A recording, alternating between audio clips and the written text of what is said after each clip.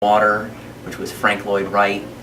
People from all around the world go to visit that because he was this great architect. Well, he's not there, but you can see how he was thinking by looking at what he created. And so the same thing works for God. We see him in the world around us. And I have this little anecdote here that, interestingly, the more highly educated that people become, the less likely they are to believe in God. And I don't think that really correlates to the fact that they really discover that God doesn't exist. I think that we get too smart for our britches and can more easily convince ourselves that God doesn't exist. And so that was like one of those items on the previous chart, which was the we can easily form God in our own image and fool ourselves. But we know we can trust in God, and I'll go through some reasons now, and these are things that these are called proofs of God's existence, and there's somewhere north of 20 or 40 of these different proofs that they call them, and so this is kind of the philosophical part of the talk here. And they tell us, these proofs tell us a little bit about who God is and what he is. And we should remember that God's revelation, because God is our moral law and he is the creator of the universe, that everything we can learn about him should be consistent through our thought and reason, should never contradict the revelation that God has given us. And so, like I said, these arguments will help us to understand or explain to others what we believe and why. And we'll go through a couple of these. So I think about a half a dozen or so different proofs and ways to think about God and explain them. All right, let's see.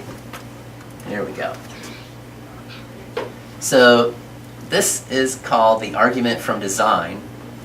And I put these in really short, pithy forms, and this is kind of what philosophers argue about all the time. But for us, it's just to kind of help us to see what the flow of the argument is, and then we can think about how we could explain this. So the idea here is that when we see design around us, we naturally think of a designer. And so then when we look at the universe, we see a tremendous amount of intelligibility and design. And this really can't be from chance, so there must be a universal designer or a universal intelligence. So this universal designer is who we call God. All right, so this is something that we all understand intuitively. So an example might be if you went to the beach on a vacation and you decided to go for a walk on the beach in the morning. Well, when you come across SOS carved in the sand, what's the first thing that you think? You don't say, gee, wow, I wonder how the waves miraculously turn the sand into the letters SOS with periods. You would say, hey, I bet somebody was here already this morning. And that's a natural explanation and a most likely explanation. And so that's the kind of angle that we're coming at here, that we're saying when you see this design, you think, oh, someone did that, someone caused that. And so it's the same thing with the universe. And so I liken the atheist is the person that discovers maybe a whole house on a desert island. And rather than saying, well, gee, someone must have been here to build this house, instead they say, oh, well, clearly this house couldn't have possibly been put here by someone. And then they'll spend the rest of their lives studying the house and trying to explain how the electrical wiring got into the walls through hurricane winds and trees falling over. So, the obvious intuitive thing here is someone was here, someone did this. And so that's a pretty straightforward way that we can talk about the world around us, and we can share that with our friends and with our children. I've heard another story, and it was a story where there was a scientist. There were two scientists, and they were standing there, and they were watching one of the rockets head to the moon. And the one scientist, he says, "Well, isn't that amazing that rocket is going to go to the moon by total chance?" And the other scientist, who's an atheist, he says, "Well, what do you mean? We put thousands and thousands of hours of design into that rocket and figuring out how it would get up to the moon." And so the scientist who believes in God, he says to the atheist, "Well, there's a lot more there's a lot more design in the universe than there is in that rocket, and yet you think that the universe was created by just random processes. So, but if you say that there was a designer, I wonder who that might be." So, you come up with some creative stories, and you could talk to people about this. So another argument is called the Kalam argument, which comes from Islam, and also the time of St. Thomas Aquinas. And there's a whole bunch of different variations to this. But the main idea is that whatever begins to exist has a cause for its coming into being. And the universe began to exist. So therefore, the universe has a cause for coming into being. And who would that be? Well, we would call that God. So God is this universal cause and creator. Well, that sounds kind of like the God that we believe in. And so I threw in a couple little pictures here too to kind of help with understanding. And so, you think about when you have a magician and he pulls his rabbit out of the hat, right? And no one ever says that rabbit just popped into existence spontaneously, right? Everyone intuitively says the rabbit came from somewhere. Where did it come from? And we try to figure it out. And so that's the same kind of argument that this is things don't pop into the universe, and even the universe can't pop into existence. So if the universe doesn't have an explanation, which we would say is God, then the whole universe is unexplained. There's also a version of this that's called like the first mover, or the first cause. And so it's like a train, we're all cabooses, or we're all the parts of the train, the cars of the train, and this train is moving along. And you ask someone, well, who is moving the train? And they say, well, it's the car in front of me. Well, that didn't really explain why the train is moving. It just explains, or it really doesn't explain anything, right? It's just, oh, well, now we know that. Well, that train, you ask them, well, they say, oh, well, the car in front of me is pulling me. And the car there says, well, who's pulling you? Well, it's the one in front of me. So God is that source, that being that doesn't need a cause, that doesn't need to be pulled by something else. He is the source of moving. He is the source of being and life and all the universe. And so, but the basic thing here is this is intuitive to the way that we think, and it's applying that to how we can understand God. Something else, I pulled this off of Facebook, so I saw this and I thought it was pretty funny, and I thought it was appropriate here, which is that even in physics, even in the last 10 years, there have been a lot of discoveries and scientific proofs that show that the universe had a beginning. So 50, 60 years ago, all these scientists were like, oh, maybe the universe has been around forever. Oh, maybe the universe pops in and out of existence. And what modern science is showing is affirming kind of our philosophical argument that the universe had a specific instance when it was created. So I like to say that, so if nothing happens without a cause, then the universe requires a big banger, because we believe the Big Bang Theory is how the universe was created. Well, God is the big banger that created the universe.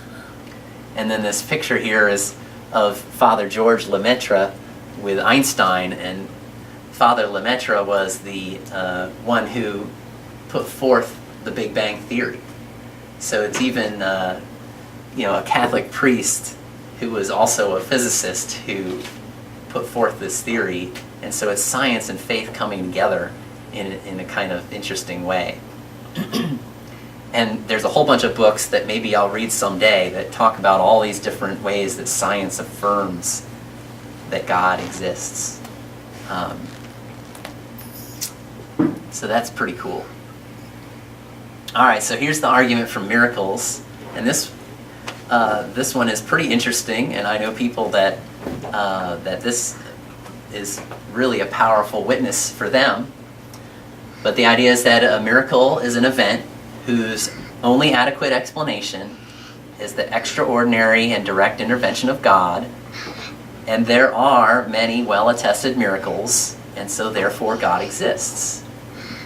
And of course, as Catholics, we learn as we come into the church and as we grow up that we have the saints in heaven looking down upon us. Well, every saint requires 2 miracles to be affirmed as a saint. Well, those miracles often are medical miracles or different things, but the church even uses non-Catholic and atheistic scientists and doctors and things to go and study and make absolutely certain, no doubt, that these healings and different things that happen are true miracles before they affirm the sainthood of different individuals. And then there's other, even more well-known different miracles that are out there. And one that I was just kind of mesmerized by a whole evening on Wikipedia was the Incorrupt Saints. And I don't know if you've ever seen those, but you can just Google Incorrupt Saints and you can find these pictures of various saints. And so this is St. Vincent de Paul, who died in 1660, and his body is perfectly intact with no decay. And that was a long time ago. And I mean, as I put the picture here, I mean, it looks like he just fell asleep and is sleeping peacefully. And so you can say, well, I mean, is that a miracle? Is that something that God is keeping these saints perfectly intact to be a witness and to help with our faith and trusting in Him that He exists? And so St. Vincent de Paul is one of many. There's dozens of saints whose bodies or parts of their bodies are incorrupt. It's a pretty miracle. And I also have a picture here of Fatima, which Fatima is one of the approved apparitions of Mary that the church studied and affirmed as worthy of belief. And if you look back at the story of Fatima, Mary appeared to 3 shepherd children once a month for several months in 1917. Got that there. And at the last event, which was on October 13th in 1917, so many people in Portugal had heard about this and the sightings that there were something like 70,000 people had gathered in the rain. And miraculously, the clouds cleared, the sun seemed to dance in the sky, and the clothes of the people that were there became miraculously dry. And it was tens of thousands of people that saw this, and there's news articles in the papers of news writers that were there. It's like, this was really an incredible miracle to happen. And so that's something that we can share with others and say, these things do happen. And is it possible then that God exists? And maybe that's the door that's something that helps open that door to faith.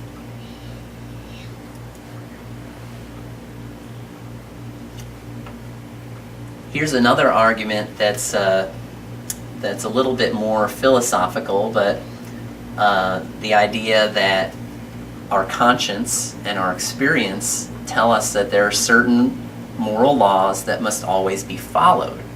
And so, we always must do good and avoid evil. And there's things like do not kill innocent people, and there's these rules that just everyone seems to have an understanding of that. And so where do these rules come from? Not only that, where do they come from, and why do we feel in our hearts and in our heads that these rules are binding upon us? And so the idea here is that there must be a binding authority or a supreme moral authority, and that's who we call God. And this is one that really is one of the tougher things for people to see in our culture, because morality is not viewed as universal laws so much anymore. But you can look at people like Hitler and Saint Teresa, or Blessed Teresa, and say, was there really no difference between what he did and what she did? Hitler's always a really good example too, because pretty much everybody knows that he was an evil dude. But stuff like that can jog people in a way that says, yeah, well, maybe some things really are always wrong. Well, where does that wrong come from? Why is that? And so that can really help people to see or to think about God as the source of all that's good.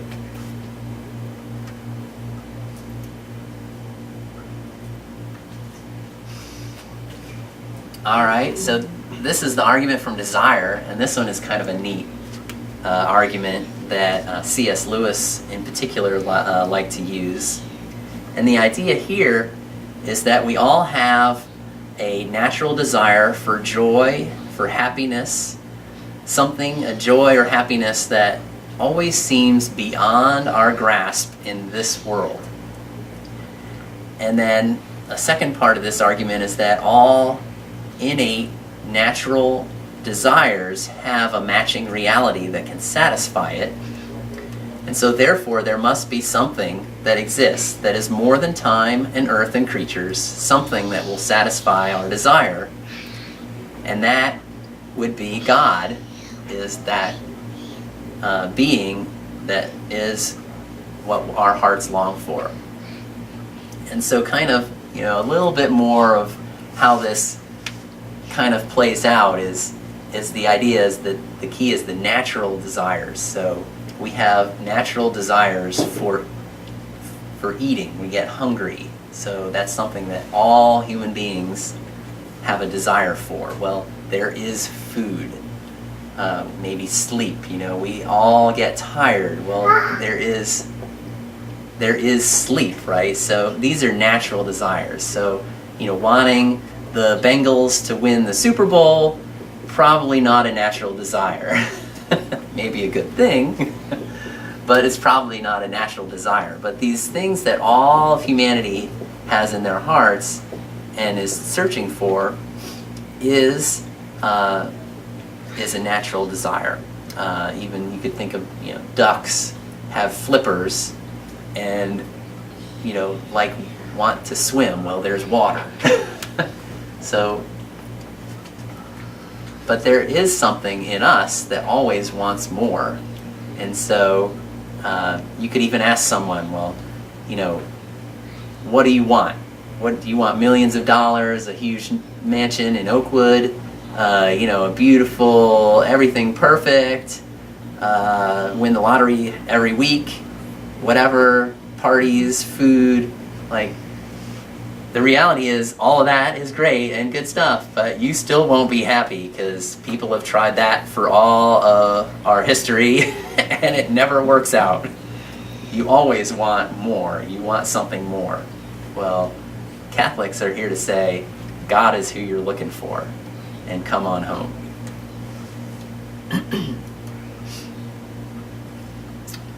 Okay, so this is another one, and this is one that I think is good with kids. It's just the idea of beauty and the world around us. And so one way to do this is say, well, look, there's the music of Johann Sebastian Bach, therefore there is a God. Or there is the beauty of a sunset over the ocean. There must be a God. And so, and this is one that you either see it or you don't. But I think that's a pretty powerful one, right? I mean, some people just go on a hike and they're in the woods and they look around and they're like, wow, this is so incredible. Something must have created this.